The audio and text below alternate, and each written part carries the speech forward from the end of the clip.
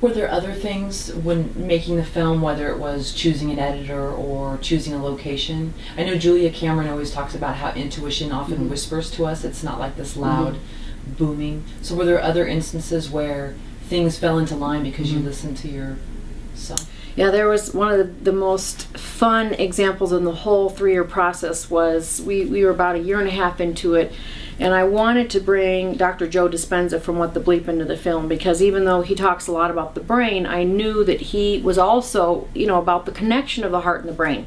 And so we'd been asking, can we film him, can we film him? And I'm sitting in my hometown of Iowa, where I work in Des Moines, Iowa, with my clients, and I get a call from Dr. Joe's assistant, said, you can film him 2 days from now in Chicago, okay? He said yes.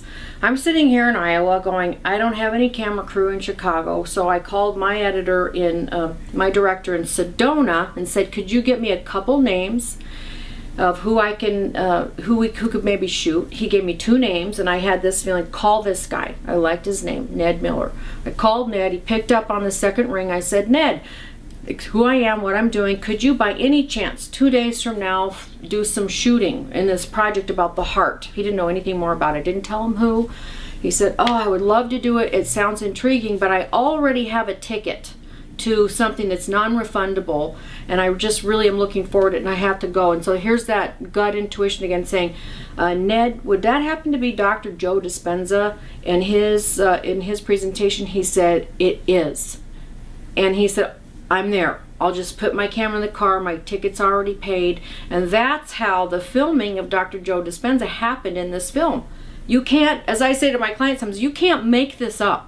You just have to follow that intuition and trust it and trust it and trust it, because if I'd said, it's impossible, I can't do this in 2 days and I'm in Iowa and I don't know anybody, but we trusted, and here we have, a wonderful contribution of a leading luminary in the film. Well, you have other wonderful people as well. Can you give us some of their names? We have Mary Morrissey, the narrator of the film, who is a very powerful leader in consciousness, and she contributes her experience with awarding Nelson Mandela the Peace Prize with a delegation of 5. So she was the powerhouse female narrator that I was trusting was going to happen to come into the film. We have Greg Braden, that many people know his work in Fractal Time and Deep Truth. We have Colin Tipping, a personal hero of my own. My own very important turning point in my life was meeting him, who created Radical Forgiveness. And we have the indigenous elders from a variety of places around the world who contributed their wisdom into our film to really emphasize the message of the heart.